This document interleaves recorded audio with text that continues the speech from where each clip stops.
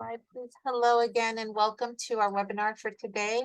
Assistive technology for students with mental health conditions in post-secondary education settings. This session is tools for eliminating barriers and optimizing success. This webinar is sponsored by the Northeastern Caribbean Mental Health Technology Transfer Center, or MHTTC, and we're housed at Rutgers in the School of Health Professions in the Department of Psychiatric Rehabilitation and Counseling Professions. My name is Kati, and I'm the project coordinator here at the center, and I'll be introducing our webinar speaker and presenters today. The MHTTC is funded by SAMHSA, the Substance Abuse and Mental Health Services Administration, to enhance the capacity of the behavioral health workforce and to deliver evidence-based and promising practices to individuals with mental health conditions. We offer training programs in evidence-based practices for serious mental health conditions, wellness and recovery, school mental health, Hispanic and Latinx mental health education, and we also offer a variety of online education courses on wellness, IMR, functional thinking, and more. And if you're interested in staying up to date with the events and products that the Northeastern Caribbean MHTTC is providing, we invite you to please sign up to receive our email communications. You may do so by scanning the QR code that you see on your screen. Next slide, please. Following this webinar, you'll be asked to complete a brief survey. We value this feedback and use it to improve our activities and inform our future training events and programs. These surveys are also important because our continued funding is linked to them, so we thank you in advance for your participation. Next slide, please. This webinar for today is going to be held on Zoom meeting format, but we are recording, so we ask that you please be mindful of your microphone as well as your video capabilities. This webinar, it will be recorded and will be posted on our website within 7 days of the webinar broadcast. At the time of this presentation, Marian Delphin Rittman served as Acting Assistant Secretary for Mental Health and Substance Use at SAMHSA. The opinions expressed herein are the views of the speakers and do not reflect the official position of the Department of Health and Human Services or SAMHSA. No official support or endorsement of DHHS or SAMHSA for the opinions described in this presentation is intended or should be inferred.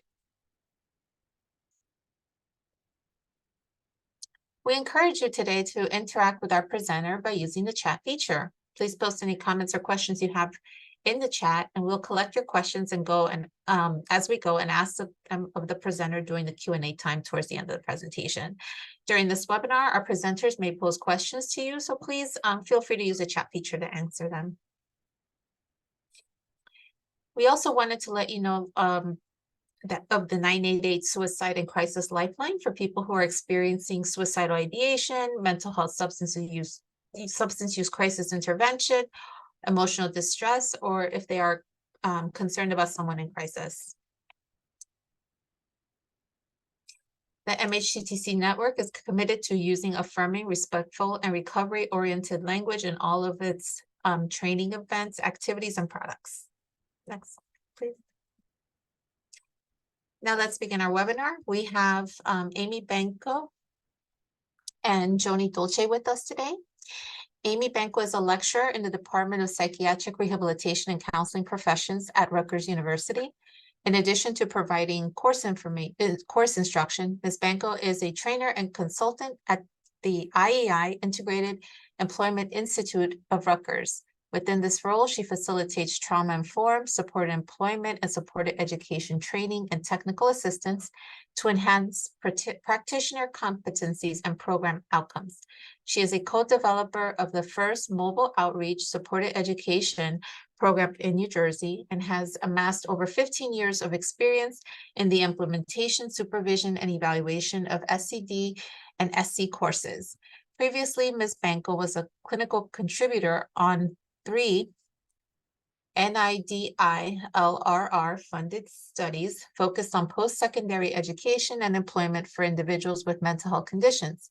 Additionally, Ms. Banco is a co-author of a best practice manual for providing supported education to transition-age youth and young adults with mental health conditions.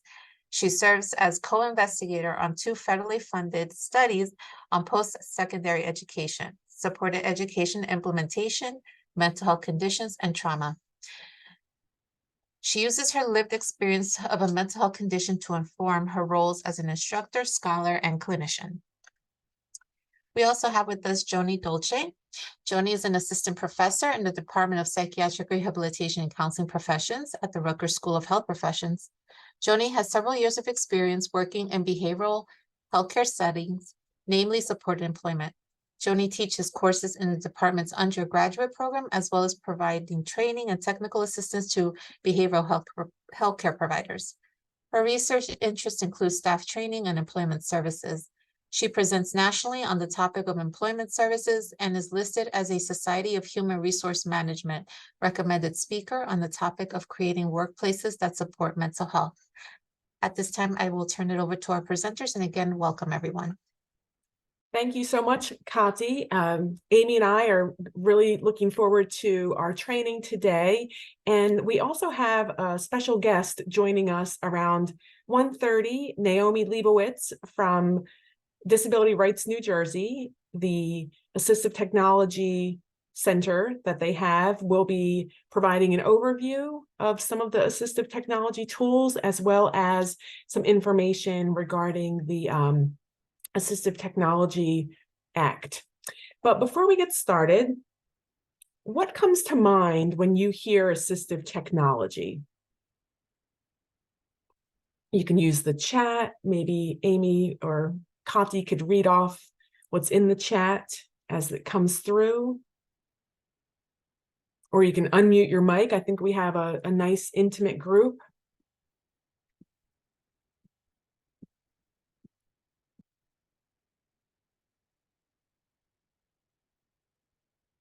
So what comes to mind? Amy, anything in the chat? Okay. We have some stuff coming in, Joni, from Ashley. Screen readers and live scribe. Yeah. Those are fabulous pieces of AT. And I've worked with them in supporting students for many years. They can make or break someone's success. Yeah. Absolutely. What else comes to mind when you hear assistive technology? You know, assistive is support, something to support. Kiana, it looks like you. Go ahead, Amy. Sorry, Joni. Sorry. Kiana shares any low or high tech item that helps support students have access to learning. Okay, so it touches on low or high tech. I love it. You know, low tech are paper-based tools, simple tools like planners or calendars, physical journals, that can help a student with a mental health condition stay organized, manage their schedules. Emily wrote some of the more tech versions, might be the live scribe pens, or other types of screen reader apps or technology. Anything else, Amy? Debbie writes a learning curve. A learning curve. So that comes to mind. Anything else? It's a process. Yes. It's a there's a period of getting acclimated, right? Absolutely. Lizzie, really any device that helps someone to be able to complete necessary tasks. Yes. Thank you. And then the second question here, are there types of assistive technology that you might use in your personal and professional life that you're comfortable sharing?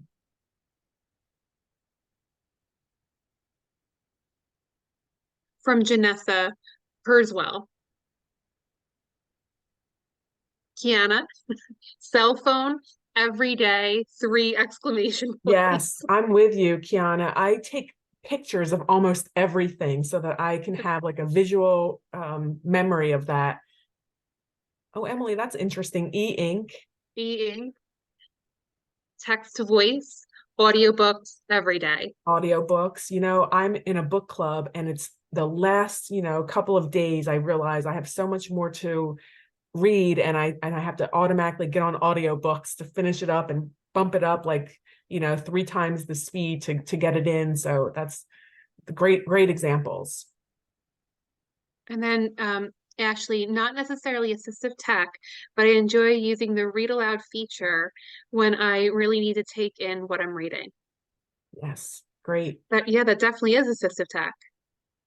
So I think we kind of touched on this third question here. How have those assistive technology tools assisted you?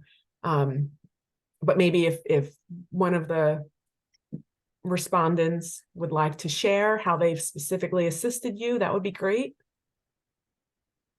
We have Kiana in the chat noting absolutely that read aloud feature is a key piece of AT. You know, Yes. Joni, what comes to mind for me, how these tools have assisted me, I remember, you know, when I was in the field and working with students, I would leverage assistive technology, the talk to text features on my cell phone or dictation software, like Dragon dictation on a computer, to be able to dictate my progress notes. The Great act of example. just talking my progress notes, it really was helpful. It got me through any like difficulty with trying to verbalize what I was saying. It was just an easier process and a time-saving process to have that talk to text feature. Absolutely. I agree. Even apps that are even mindfulness apps or relaxation apps are tools that we use, assistive technology type tools to help us manage stress and anxiety, for me anyway, that related to I'm also a student in the doctoral program, so related to that role, but also managing stress and anxiety related to work. So great. I just wanted us to kind of, before we got started, to be speaking the same language and kind of understanding that assistive technology is fairly universal, right? It's not just for individuals with disabilities. We use assistive technology every day. And, you know, I think Kiana wrote the 3 exclamation marks on the cell phone. So we're gonna get into, if you could, thank you. We're defining supports and assistive technology and accommodations in post-secondary settings, exploring the types of accommodations and assistive technology that's often used to improve performance. We're also going to, as I mentioned, around 1:30, Naomi Leibowitz from Disability Rights New Jersey is going to come in and talk a little bit and provide a brief demonstration of different assistive technology that we have available.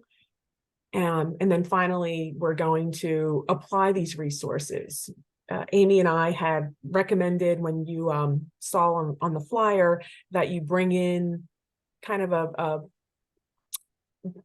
someone that you might be struggling with, a student who you could use the support of this group here, and we have a service conceptualization activity to walk through. But just, you know, as we sit here on these objectives, just as a reminder, mental health conditions include depression, anxiety, eating disorders, bipolar disorder, schizophrenia, individuals who are aged 18 to 24. There's been some new research with the Centers for Disease Control in one of their recent studies in 2020, found that people in this age group, 18 to 24, were affected by a mental health condition at a much higher rate than older individuals, individuals in older age brackets. So this reinforces to me the need for post-secondary settings where we're going to be seeing individuals in this age group needing to respond as providers of supported education or other employment and education services. We need to be equipped to help individuals navigate the post-secondary setting. Next slide. You know, Joni, I just was going to acknowledge too, based on some of the individuals who's registered for the session today. I think we have a nice mix of mental health practitioners working for community public mental health service programs, as well as some representatives from the Office of Disability. So we are coming potentially from different settings. We may have different levels of understanding of assistive tech. So please utilize your experience, leverage your knowledge, especially the ODS folks. Please. You might have a wealth of knowledge in terms of assistive technology. So please pull on that today. Yes, we would appreciate it, and as well as others on the call. So again, we're trying something a little different with this format. We really want to build in that opportunity to provide that kind of service conceptualization and really strategies around assisting individuals that you might be struggling with, or you know, situations that are just kind of you've reached a dead end and maybe you're having a hard time navigating through that. There are different types of supports for college students, and what I'm providing here probably isn't very new information for you. However, it's important to revisit natural supports. So those are family, friends, coworkers, people in the student's life that can provide supports for the individual. Maybe those supports are concrete supports, like helping, you know, drive the person to class, or those supports might be emotional supports. And it's a nice recommendation is create a resource binder with the person, help the person identify who these sources of support are. Maybe you could even kind of use these categories, define the role of that particular person and what role that person plays in the individual's or the student's life. And also having discussions around what are some challenges or barriers the person might face accessing these supports. So kind of developing that resource binder, whether it's like a old timey resource, you know, pen and paper resource binder, or it might be an electronic version, whatever it might be, but help the person identify who these supports might be and how they can access the supports, and what are some ways that that person provides support to that individual. So community supports, maybe the library. So if you're helping the person create this support binder or you know, information tool, where are the libraries in their community? What are the hours? What types of supports can the librarian provide? Places of worship, adult education classes. Other types of formal supports might be agencies where you all might be working, or other public or private agencies that support and provide assistance to individuals with disabilities. Accommodations is another type of support that we're going to dig into today, and also assistive technology, our main event for today. Amy, next slide, please. Under Section 504 of the Rehab Act of 1973 and the Americans with Disabilities Act, colleges are required to provide accommodations for students who disclose a disability. You know, there are all types of caveats, and we've provided some resources in our section here for you to kind of really look at some of those really, you know, distinct qualities of Section 504 and Title II of the ADA. But it's important to remember that accommodations can include changes to the application process to allow the person equal opportunity to enter and apply for the program. And some of those modifications might look like, you know, maybe taking a test, like an SAT test, or you know, another placement test in a place that's not filled with distractions. So a person with for example, a person with a mental health condition might take an SAT exam in a quiet room to minimize distractions. That's an example of changes to the application process potentially. It may also include specialized equipment or changes to the work environment or adjustments to the work schedule or responsibilities. So looking at that. And then finally, they're determined by looking at how the mental health condition impacts or interferes with performing the critical skills needed. So those essential functions in that environment. Again, not all people with disabilities or students or applicants, student applicants with disabilities, or even need the same accommodations. Even people with the same disability may have different accommodation needs. So when you're helping someone consider the accommodations, really help them think through what's unique to them, what can help them specifically.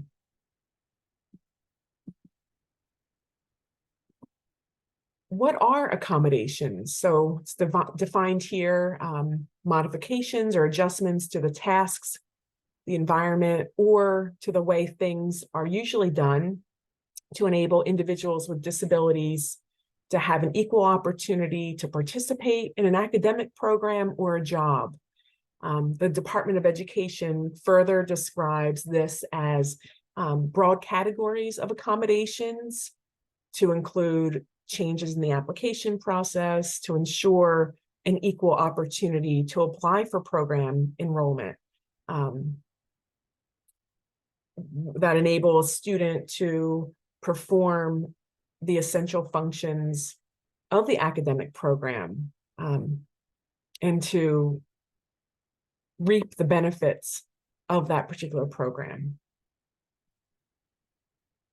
Accommodations are important in creating an inclusive and supportive learning environment. We'll get into the types of accommodations, but yes, Amy, thank you. You can advance. I saw that Naomi entered the call, so thank you, Naomi. We'll be ready in about a few minutes at 1:30. How do we develop accommodations? So first, we want to help the student identify the need, right? So they must be need-based. Does the presence of a mental health condition affect the person's ability to perform in the environment? In what ways? Does the mental health condition cause barriers to that performance? And if so, what are those barriers? So kind of really helping the person think through what those needs might be. Some ways that a student's mental health condition might affect their ability in school include maybe being able to screen out environmental stimuli. So, for example, the student might not be able to block out sounds that interfere with their focus and attention span. Sustaining concentration. So the student may have difficulty maintaining attention or may be easily distracted. Handling time pressures and some of the executive functioning impacts that Amy will talk about a little bit later on. And then identify the essential functions or technical standards. So how might we find out what those essential functions are in an academic environment? What are some ways that you can help a student know what these technical standards or essential functions are in the classroom? Cindy's writing web search, ask the program director. Absolutely. Thank you, Cindy. What are some other ways?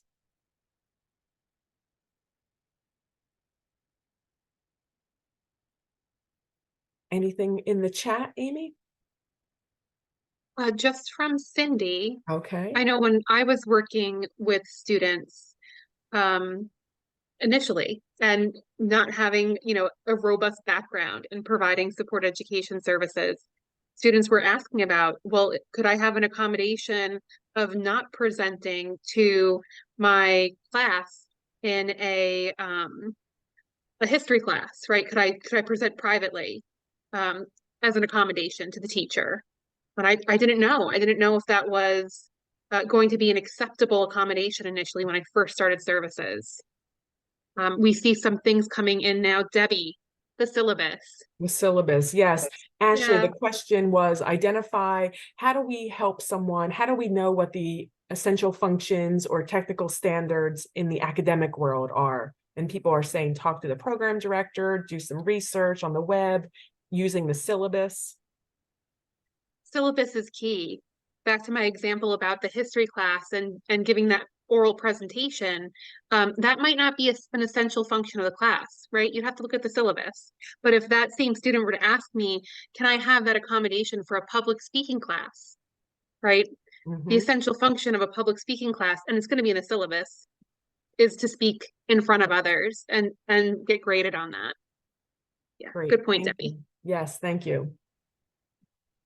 So let's move on. So some examples, and we'll kind of get into this a little bit more specific to assistive technology, but changes in the class schedule, maybe some extra breaks or taking a large break and kind of dividing it into smaller time frames that might work best for the student. Maybe using some white noise or canceling headphones, and having a job coach or an academic coach might be helpful.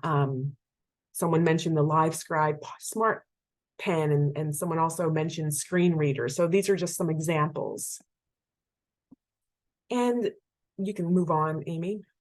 When we think about the types of accommodations, we can really think of those as informal or formal. And when I posed the question earlier, what comes to mind when you think about assistive technology and what types of assistive technology might you use in your personal and professional life, some of those were very informal. You know, I need to prep for the book club, so I have to use the Audible, or you know, my cell phone is something that I have to use every day, or and they may be more informal. But then there are also those formal tools and technology that we can assist students in accessing.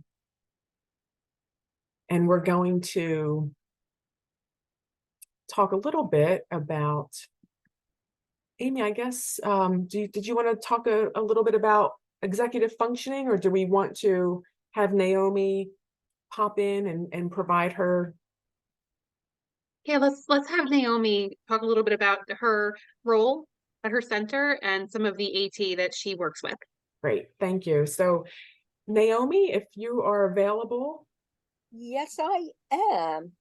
And I would give you an overview of what our center does. Can I share my screen, or did you put my slides in? You can share your screen. Amy's sharing hers, and she'll let you share yours. But just to kind of formally introduce, Naomi Leibowitz is an associate with Disability Rights New Jersey in their assistive technology program center, the Richard West Assistive Technology Center, and she's going to provide some information about the Assistive Technology Act, as well as maybe a brief overview of some of the assistive technology tools. There's so many. Okay, I am going to share my screen, and thank you, Joni and Amy, for having me here today. So excited to be here. Thank you, Naomi. Please, I want to make this as informal as possible.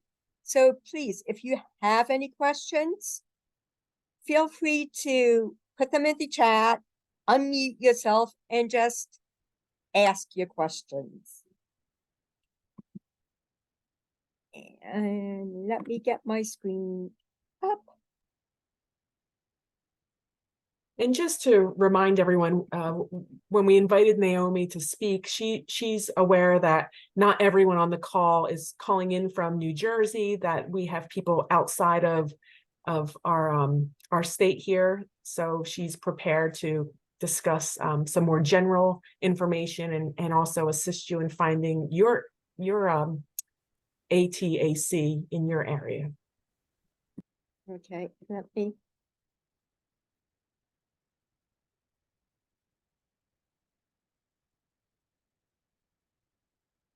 Okay, just give me 1 second. I have to on my screen again.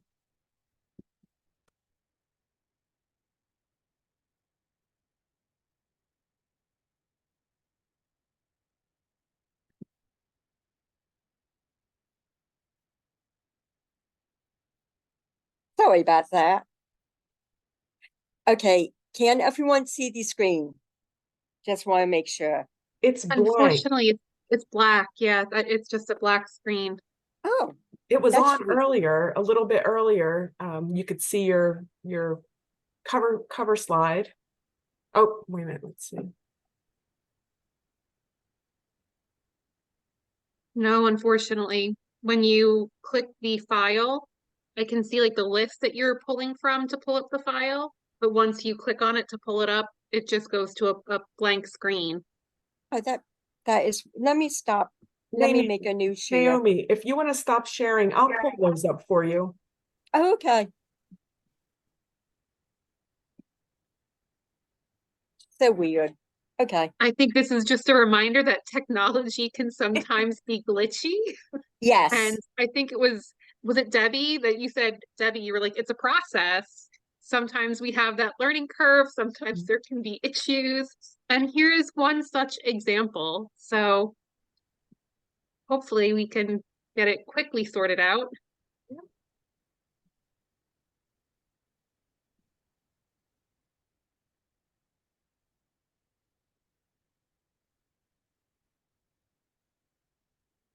Do you want me to try sharing my screen again? Or And are you going to pull it up? it's proving to not be as easy to pull up as I thought. And can I begin? Okay. Hello, everyone, and welcome. And thank you again for having me speak about the Virtual West Technology Advocacy Center.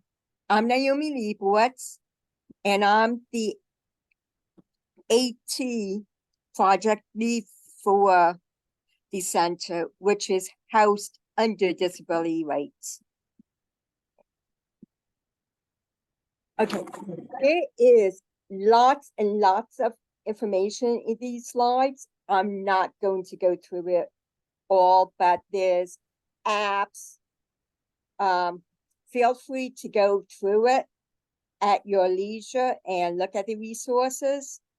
You could just take a snapshot of the QR code, or you could type in the bit.ly link. It's just really simple to remember. It's bit.ly/ATAC resources. And the A and the R are capitalized. It is case sensitive. So when you're typing in, be sure to type that in. I will give you a few seconds to just take a snapshot of the screen. And if someone could give me, if people are ready for me to proceed, I would go to the next slide. But I'm going to give you a few seconds for the snapshot.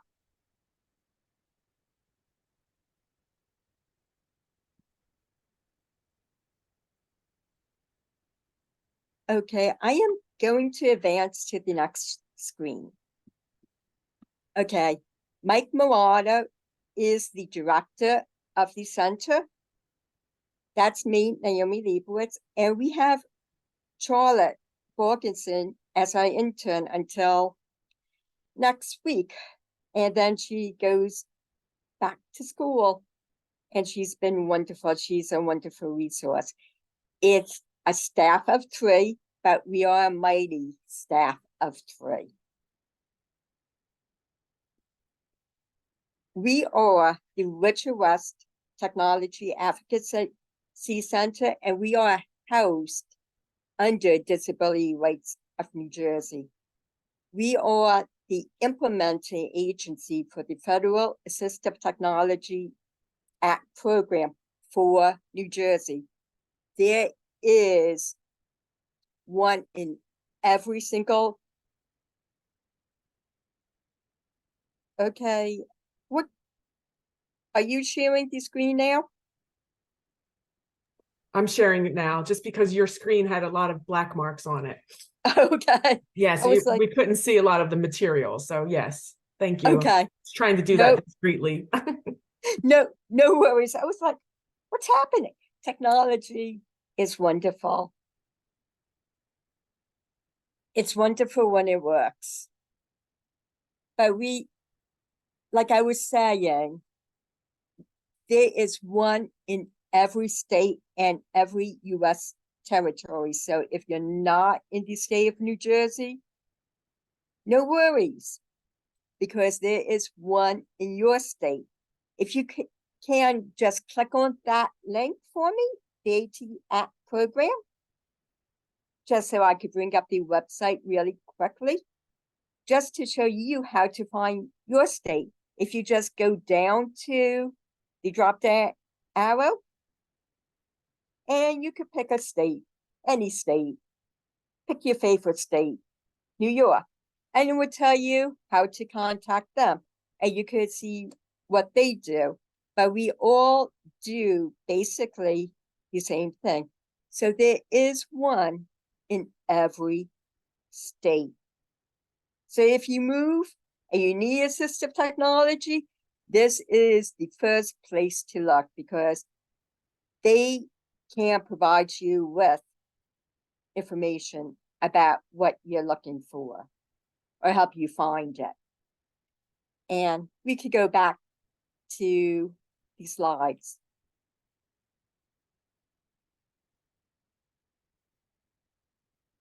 Yeah. If you want to go back to the slides, that'd be great.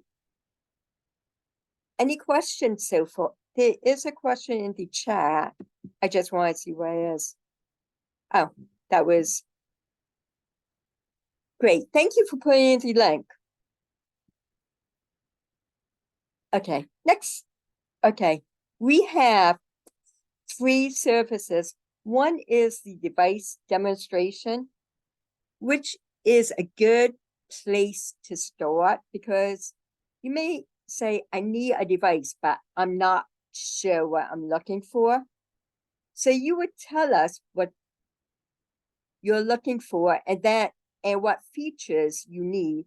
And we could compare and contrast devices and saying, hey, this looks good because I need it to read to me, but I don't need it for study skills, or I don't need it to outline. So we can compare and contrast features of devices and do a little demo. And then you get to decide, yeah, this might be something worth trying out. My first thing is always go to what you have first before you go out and buy something really expensive. But we can do device demonstrations where we can compare and contrast. And we partner with Advancing Opportunities and Adam Crass, who's located in North Jersey. And Advancing Opportunities is in South. So if you need one, and we do them also, you will contact us and we will compare and contrast features for you. And then we go from there. We learn a little bit about you. It's not an evaluation. It's just looking at 2 different devices, like you'd be looking at 2 different cores and comparing the features of both and seeing what works and what doesn't work for you. There is one thing I want to make clear. There is not one device out there or one app out there that will work for everyone. You may have the same issues, but it's not going to be the same for everyone. So when people ask, what's the perfect app for reading? And my answer is, it just depends on what you're looking for. There is, just like I could ask you, what is the perfect core out there? There is no perfect core, because some people prefer big. I mean, if it was up to me, everyone would be driving a small core. That doesn't work for everyone. So you get to decide, you get to say, this works for me, this doesn't work for me, and this is why it works or it doesn't work. I just want to make clear there's not one thing out there that is going to work. Just because you have a reading disability, read and write is not going to be the perfect device for everyone. You can advance to the next slide, please. Yes, next slide. Okay, after we do the demonstration, we have a device loan program. That is wonderful. It's wonderful for one reason. It's free for anyone in New Jersey to borrow a device and try it out. How many people, and people could just raise their hands, have bought a device, any device, and then they decide it's not right for me? Thank you, Amy. And what happens to it? It sits in your closet. Mhm. Or how many people return the device? I would buy things, and I'm guilty of it. I would buy things and never return them and just wasted $500 on something that's, or I give it away to someone and it sits in my closet or I give it away. This is the opportunity to try it before you buy it. They have you just took it. Thank you for sharing. Thank you. Expensive paperweight. Yes. Yes, some of them turn into be expensive paperweights. I love it. This gives you the opportunity to try it before you buy it. And as long as you work with someone in New Jersey and you're, say, from Pennsylvania, you still could buy it because you're working with that person in New Jersey. It's a great program. Amy, do all the states have a device loan option? Yes. Okay, great. Thank you.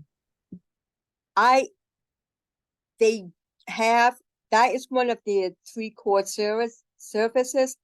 I'm not sure if it's free in every state, but it is free in New Jersey.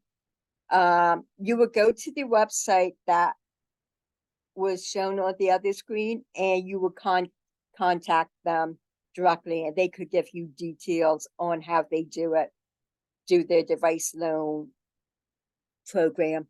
Every state does it a little different because every state is a little bit different in setup. What we do in New Jersey is you could call up, say, I want to try a live scribe pen. They will send it out to you with a packing label and then give you a 4 to 6 week trial of it. And once you're done, you would send it back in the package with the packing label, postage paid, and it's free.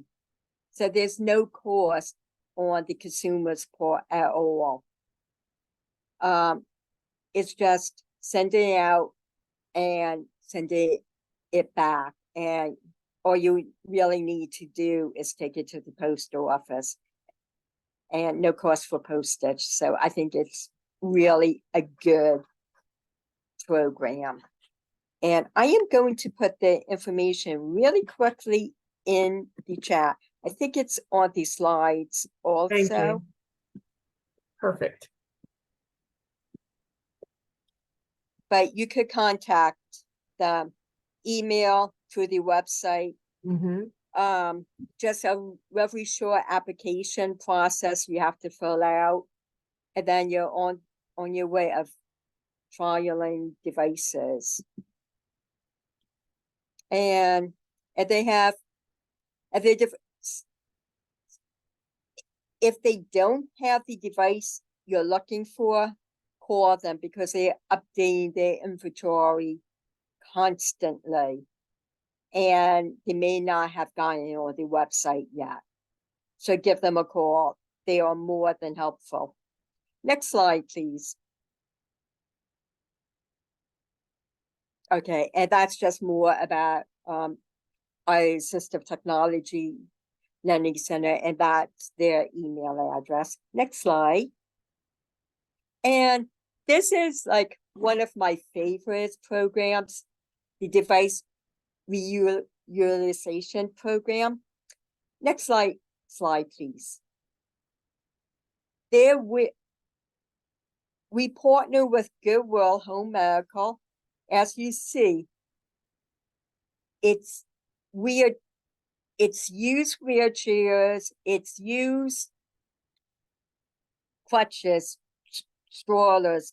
They have a massive warehouse where people donate their no longer used devices, and what they do is refurbish them, sanitize them, fix them up. Some people even donate new items, and you could get them for a fraction of the cost. Someone donated a $10,000 wheelchair because the person no longer used it, and someone else got it for $500. I mean, I think that is a huge savings, and it's massive. And it's located in South Jersey, Belmore.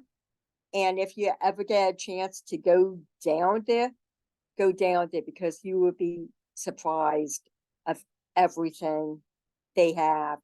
And they also even have adult diapers, lots of stuff that they get back into society that people no longer use. And if you have any stuff that you don't know where to go to, take it to them and they will fix it up and get someone else to use it. Wonderful program. Next slide, please. Just to give you an idea of how many demos, loans, and reuses we do, like in 2022, we did 586 demos, 296 loans, and this is the really impressive number. I always think, and people always question us about this number because it's so huge. We got over 7,000 pieces of equipment out into the community again that people no longer use. And I always think that is really impressive.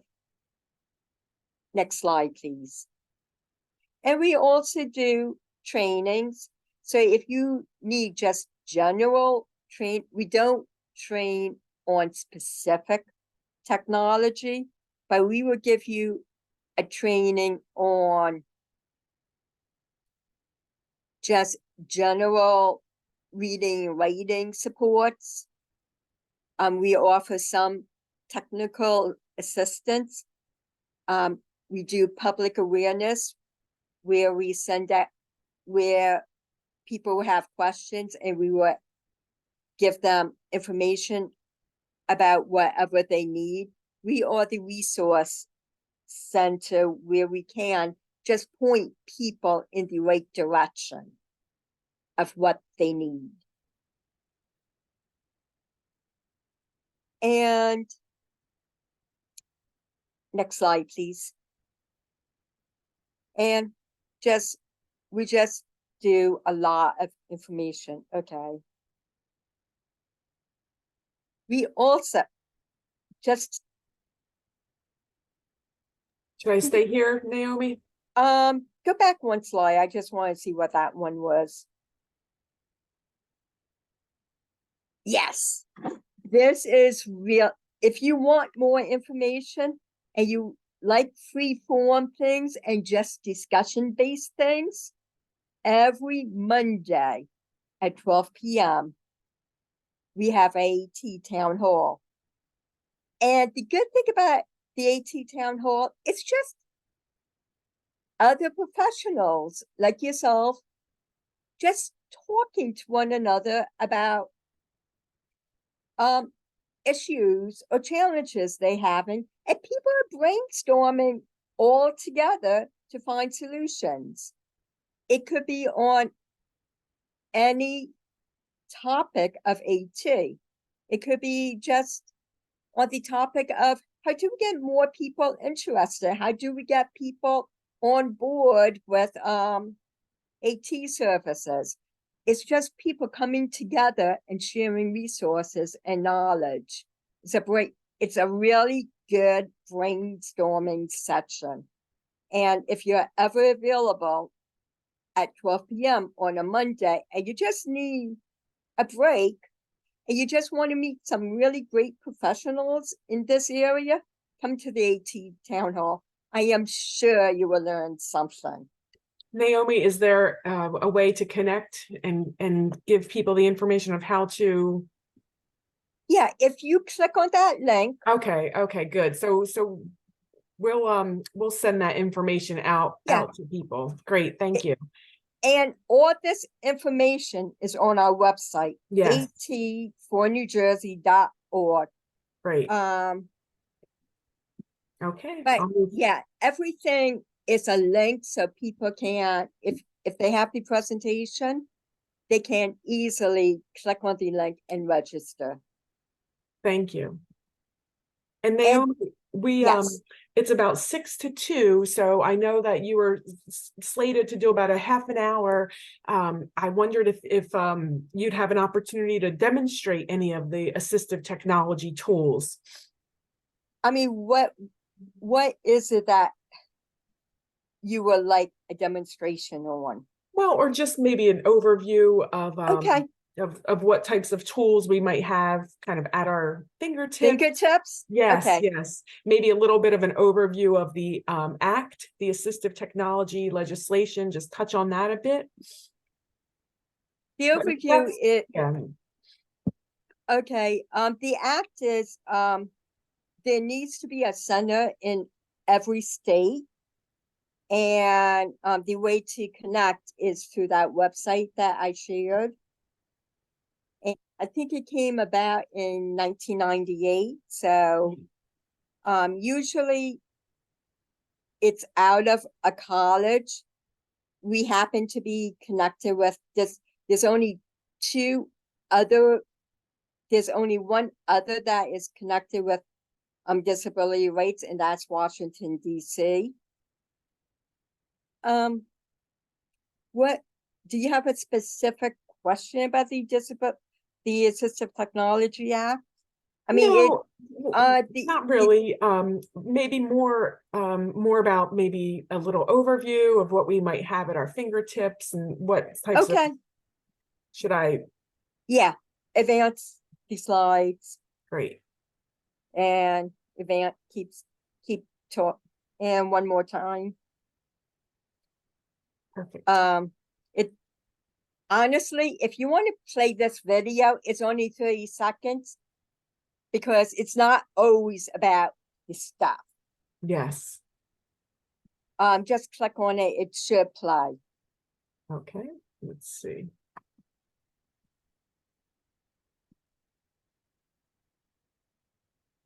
Oops.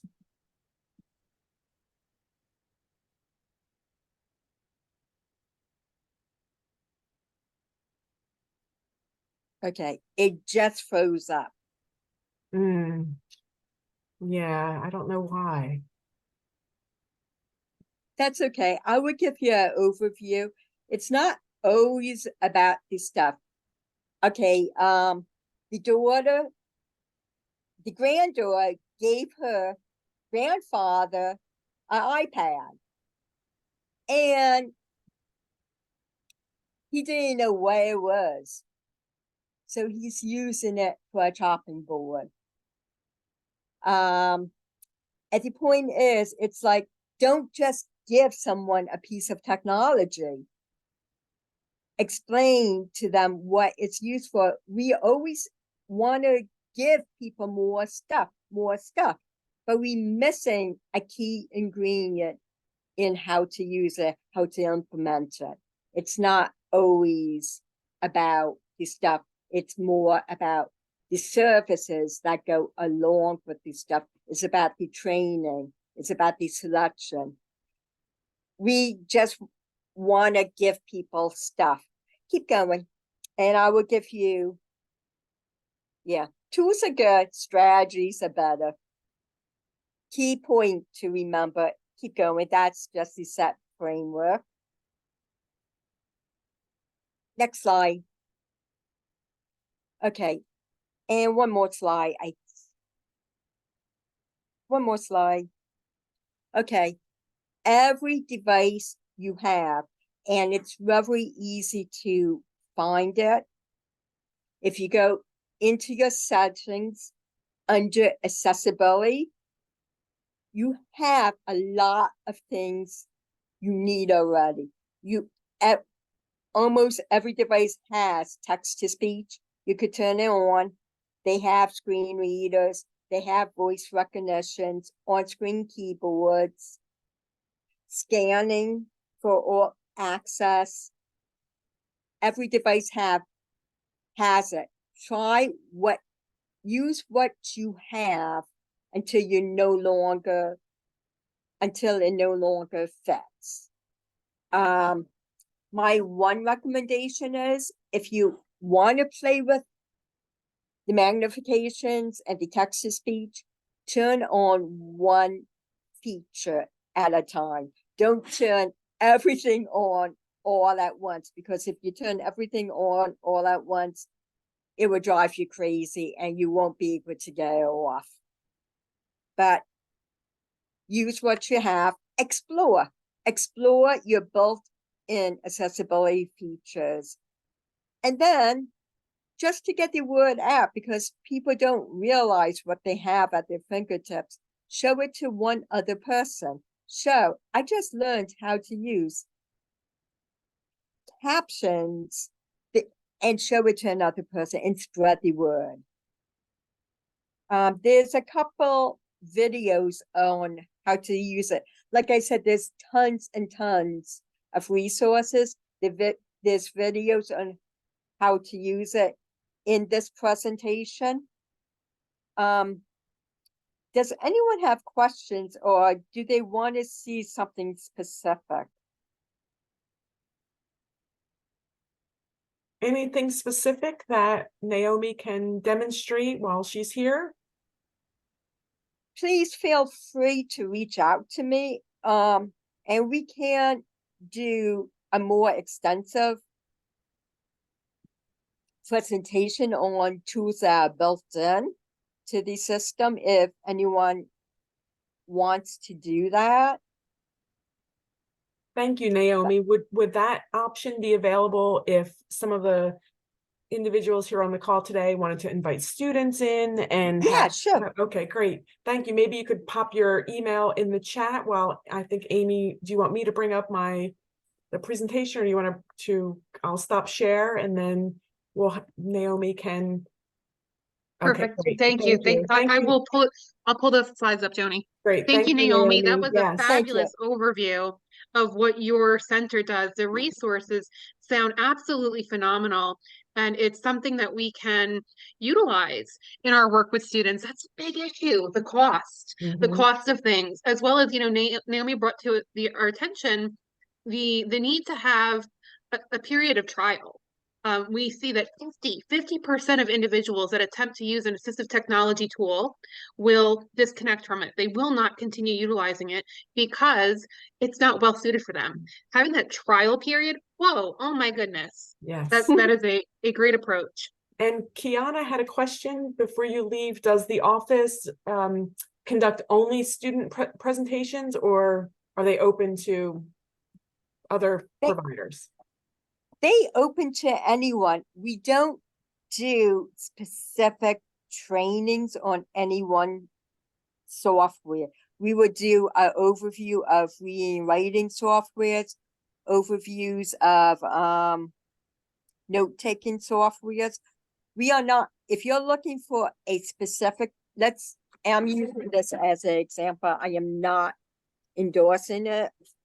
Let's say you're using read and write. We will not do extensive training on read and write. We would say read and write isn't available and here's why isn't available. You know, just a general overview of all support, but nothing like if you need individual trainings on a specific software, we don't do that. Well, thank you so much, Naomi, and we appreciate you hopping on, and thank you again, and hopefully we can reach out if we have additional questions. Yes, yes. Feel free to reach out anytime. Just Great. one other thing I want to share. I'm going to put in the chat because we do have a YouTube channel with tons and tons of trainings that people Great. may find interesting. Perfect. Perfect. We Okay. can add those to our repository of useful resources. Thank you so much. Thank you. Thank you, Thank you Naomi. for having me. Thank Bye-bye. you. Bye.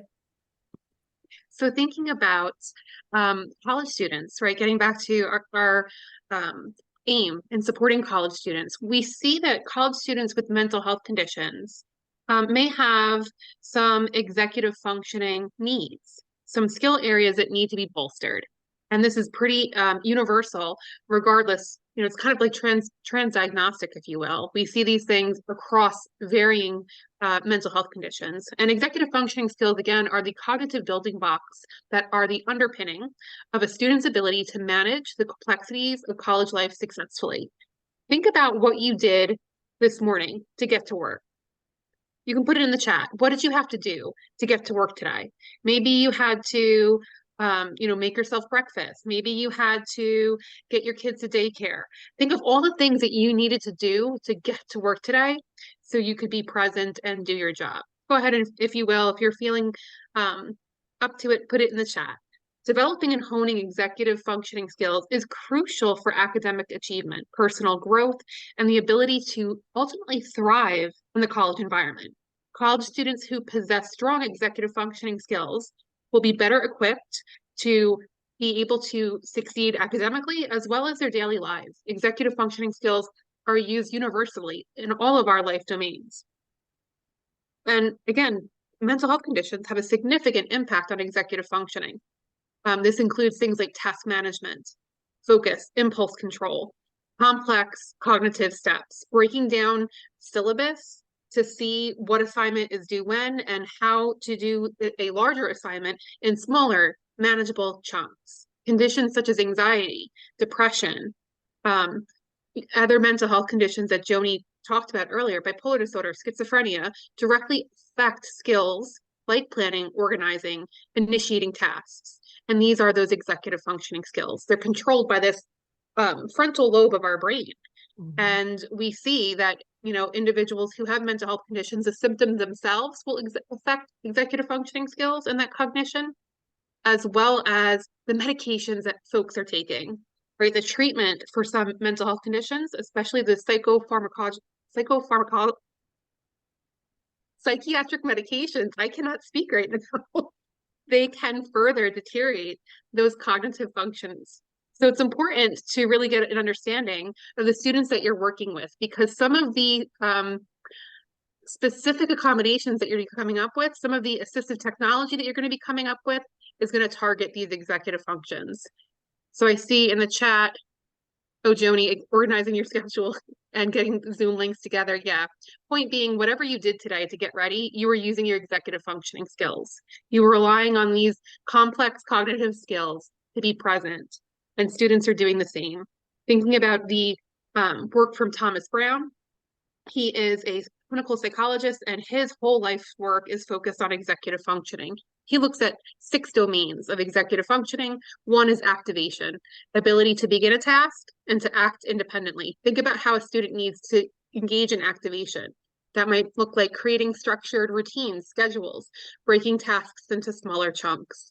The other domains include focus, and that might look like the ability to concentrate, to maintain attention.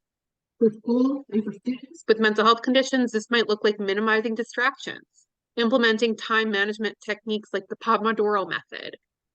Effort is another domain. effort is the ability to exert energy and persist. And this might look like for students being able to set goals and being able to establish a sense of purpose and continued motivation. School is time intensive, and our efforts might have difficulty persisting if we have those executive functioning skills. We also see the other domain of emotion. The emotional regulation is an executive functioning skill. And so individuals who have mental health conditions can experience that emotional dysregulation. There's also memory. That's the ability to retain and retrieve information. And students, again, with mental health conditions may have difficulty with memorization, especially remembering to remember. When did I have that test, right? When is that assignment coming due? And then there's action, that last sixth domain. And this refers to the ability to plan and execute tasks efficiently. And so this might be breaking down tasks, prioritizing tasks, etc. And so when we're thinking about assistive technology, specifically in accommodations, we might want to target these areas. Assistive technology is really an underutilized, right? The formal and informal portion of the accommodations for a student. There are many AT options, assistive technology options, but like Naomi had stated, there needs to be a thorough process to identify the best match. Again, 50% of all assistive technology is abandoned. And what the primary barriers might be include user preferences or the environment. The environment wasn't considered. And so the best approach is to have that user, right, that student, be able to try the device out, to try that particular piece of assistive technology, and see if it is meeting their needs and it's fitting into the environment. And so thinking about that process, especially for formal assistive technology, formal being it is in an accommodation. You're going to want to support the student in the process of getting that formal accommodation through registering with the Office of Disability Services, right? This is especially for our mental health folks, our practitioners in public mental health service sector, right? That process of getting the formal accommodation of assistive technology, for example, a recording device in a lecture hall. That piece of technology can be assistive in addressing some of those cognitive functional implications or executive functioning skill areas of need, right? Helping that student to be able to have a recording of the lecture to refer back to is utilizing assistive technology within a formal accommodation, and it needs approval through the Office of Disability Services. And so you have to go through that formalized process of getting in place. You can't just start recording your lectures. So I think Naomi did a very good job of kind of giving us that definition of assistive technology and what that looks like and the areas that individuals could ultimately be supported, right? When we think about assistive technology, there's lots of research about assistive technology for people with a wide array of disabilities. Unfortunately, there's very limited research on assistive technology for individuals with mental health conditions. A lot of what we pull in doing our work primarily is coming from either the ADHD community or other disabilities that may have, again, some of those executive functioning components. So almost none of the research, or very little, is focused on psychiatric conditions or psychiatric disabilities. And we have to kind of piece together what is best suited for individuals in this category of students with mental health conditions. That's not to say, though, that students can't have overlapping multiple comorbidity in terms of diagnoses, health conditions, and the presence of multiple disabilities. And so thinking of that, you can see students needing some of these additional pieces of assistive technology, including things like mobility and transportation aids, which Naomi had pointed out is quite available, accessible, if you will, within their health. I think it was like Goodwill Health Services. I can't remember the website, but there are pieces of those mobility aids available at really good prices. That's a great resource. those can be so cost prohibitive. Additionally, there are things like seating and position aids. I saw that in one of her photos as well. These aids provide support, customized seating, positioning for individuals with mobility or postural challenges. There's vision and reading aids that assist individuals with visual impairments, and that can help them in accessing printed or digital material. And these can include screen readers, magnifiers, braille displays, things of that nature. There's also communication aids, and these assist individuals with speech or language impairments, as well as some of those cognitive skill needs, right, in expressing themselves. These aids can encompass your auxiliary aids as well. And so thinking about auxiliary aids, this is, in my personal experience and what we see in some of the literature, where we pull heavily from for individuals with mental health conditions, right? Auxiliary is an adjective, describes something that is providing that additional support.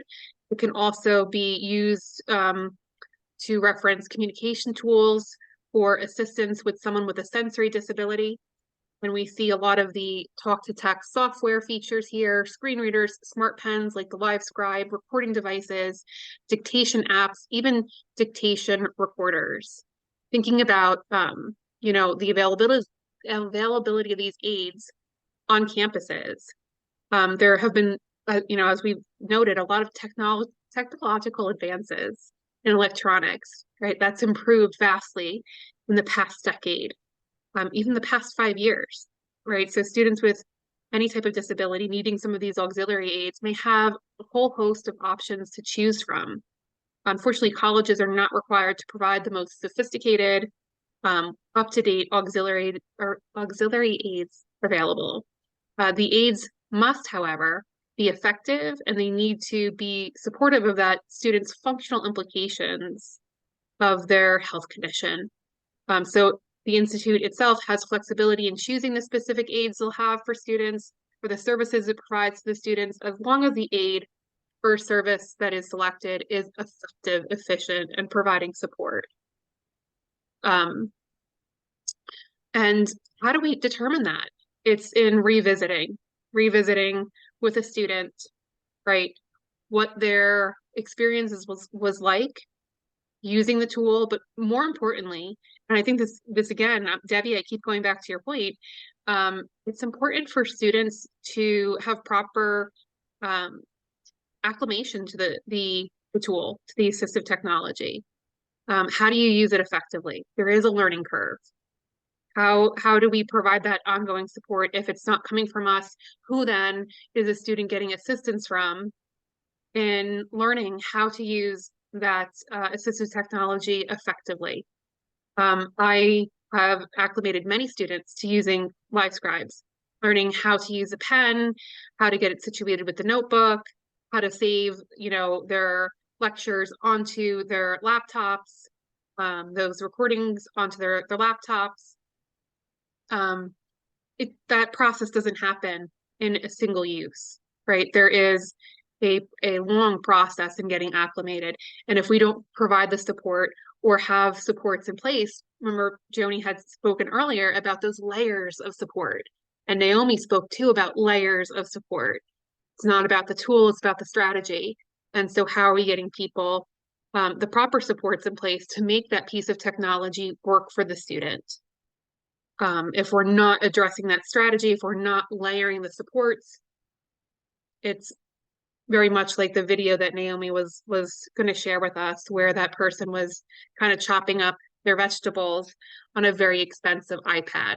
So keep in mind, yes, we have to look at what is available, what they have access to, what is cost effective, what the school has available, and how are we developing a plan to assist the student. So thinking about assistive technology available for students with mental health conditions, and I think this was Kiana who had mentioned there's low-tech and high-tech solutions, and they could be tailored to the students' needs. So low-tech solutions are paper-based tools, such as your old school planner, your calendar, right? A journal that can help students to stay organized, manage schedules and their tasks effectively. Another low-tech could be stress balls. fidget tools, tactile aids that can provide comfort, reduce anxiety, or restlessness during a lecture. And again, thinking about our earlier comment, these paper-based tools, these stress balls, fidget toys, those are informal, right? You don't need to have a letter of accommodations from the Office of Disability, most likely, to have access to these things, right? High-tech solutions could include things like applications for the phone, mobile apps, software. It can look like digital note-taking software, task management apps on the phone. I mentioned text-to-speech or speech-to-text software, right? Those are both available. I utilized my self-Dragon dictation, which was fabulous.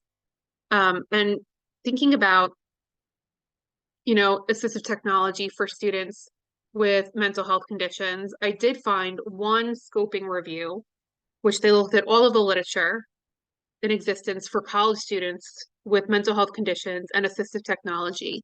And they found some of the most common pieces of assistive technology included speech recognition, computer input devices, assistive keyboards, interestingly enough, blogs for alternative participation. So in lieu of writing a paper or doing a particular piece of an assignment, these students were given blogs to demonstrate the competencies, meet those technical standards that Joni was talking about. There's also in this article noting internet access with different educational platforms compared to paper-based submissions of assignments. Cell phones were frequently reviewed in the 7 articles that are in existence of students with mental health conditions and assistive tech. And this was not just limited to cell phones, but also tablets as functional aids for cognitive support. There was also multiple media formats to enhance decoding of materials like voice recognition, text-to-speech, text outlines, support text readers with captions. The researchers also identified that there was a lot of assistive technology for note-taking that was utilized by students with mental health conditions. And that includes smart pens that synchronize the audio lecture to recordings, to written notes, digital recorders, software or mobile applications for note-taking, audio readings, modified displays of assistive technology for writing that addresses spelling, grammar, language production, mind mapping, proofreading, etc. And thinking about population that we're serving, and I think depending on what role you have, where you're coming from, whether it's ODS or it's the mental health service system, you might be working with a very different population. You might be seeing in the college domain a lot of traditional age students, maybe some non-traditional students.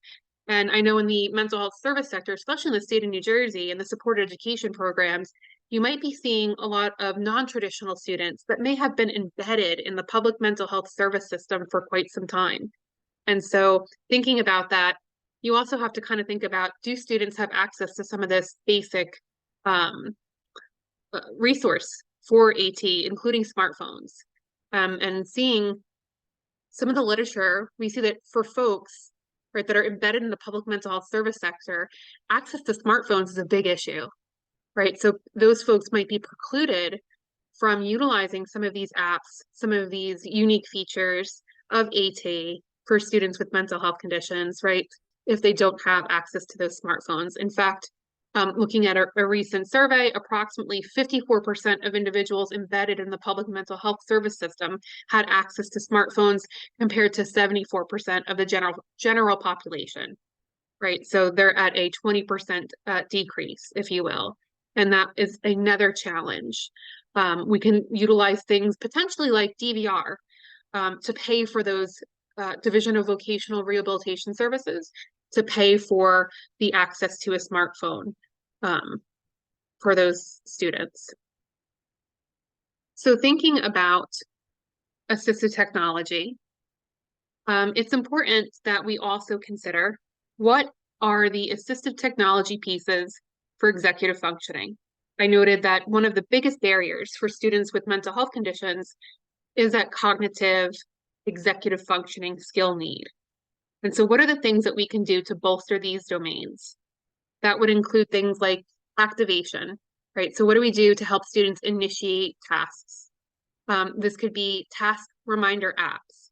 These apps help students set reminders and alarms for important tasks and appointments. And examples include, your Google Calendar, Apple Reminders, Todoists. Time management apps, apps like Trello and Asana can assist students in organizing tasks, setting deadlines, managing their time more effectively. Digital to-do lists like Microsoft To Do, AnyDo, right? That will allow students to create and manage to-do lists and have that organized in a centralized location. Those are high-tech options for your students that may not have access to those cell phones. Low-tech options would be sticky notes, to-do lists, a journal, something of that manner. For focus, right, looking at those, again, those really important executive functioning domains that we identified from Dr. Brown, we see for focus, we want distraction blocking apps. And this is software like Freedom or Cold Turkey that can block distracting websites and apps when that student wants to study. I don't know how many of you may doom scroll or endless scroll on TikTok or other social media, right? You can use and support your students in using these distraction blocking apps to support focus. Noise canceling headphones are an option, right? High quality noise canceling headphones can help students to create a focused environment. Things like mindfulness apps or meditation apps like Calm and Headspace can assist students in practicing mindfulness and reducing stress, which can improve focus. In the domain of effort, we have speech to text software, which I love, like Dragon, as well as Google's speech to text feature that can help students transcribe spoken thought into written word. This was one of my go-to methods in working with individuals that had difficulties with their symptoms. I'm thinking a lot of the students that I worked with who had schizophrenia had challenges with writing papers, and taking out that feature of typing and doing the talk to text was so very assistive in helping them to get their work done. The domain of emotion, a lot of apps for that on the phone, mood tracking apps like MoodPath, Dailyo, enable students to monitor their emotional well-being and identify patterns that trigger areas of concern.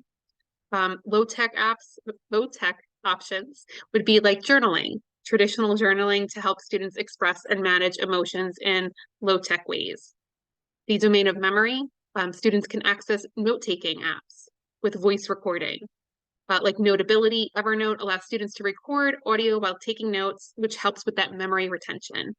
Also digital flashcards, like Quizlet, that can help students to create efficient memorization plans and assistance using those flashcards. Low-tech options would be the good old cue cards, note cards, as well as sticky notes, planners. And lastly, the domain of action. How do we support the executive function of action? This might look like task management apps like Wunderlist and Microsoft Planner to help students break down complex tasks into smaller, more manageable steps, as well as goal tracking. There's platforms like Habitica and Strides that assist students in setting and tracking progress towards their goal. So this was a very quick overview of AT specifically that students with mental health conditions experiencing those executive functioning concerns could go over and leverage and utilize. Unfortunately, I do believe that we are at a point of our session where we're just about done, and we did not have the opportunity to go over our putting it together service conceptualization. I'm wondering, Joni, would it be assistive to pull up the service conceptualization form? Yes. And we can go over that a little bit. And that way, individuals could begin to think about people that they're working with and reach out to us for some support and assistance in conceptualizing AT for the students they work with. So here's the form. I don't know why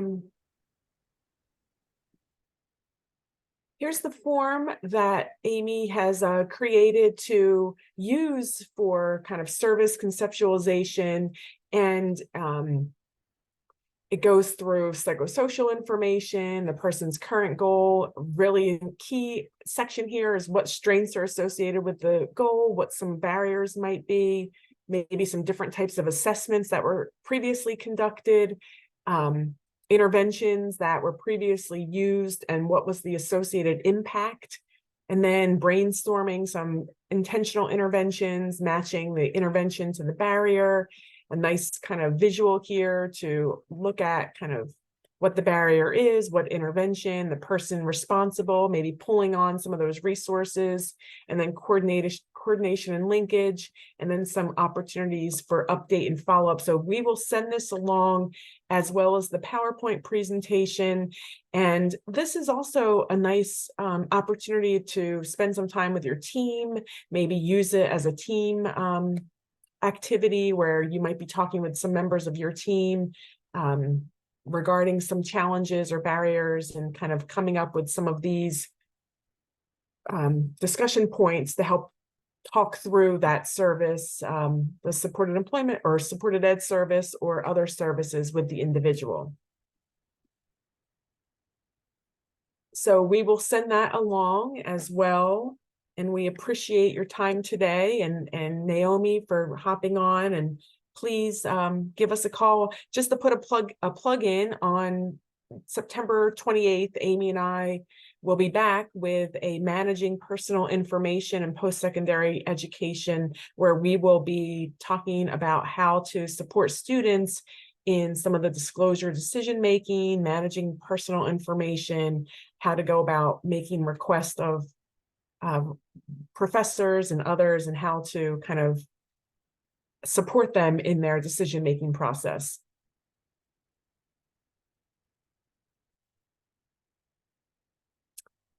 So Kati, I don't know if you're on the call, if there's anything you need to, if you wanted to bring up the QR Yes, code. hi. If you could, so since we're in the interest of time, I will share the link to the evaluation survey. Everyone, please take a moment to complete the short evaluation survey. I have included the link in the chat.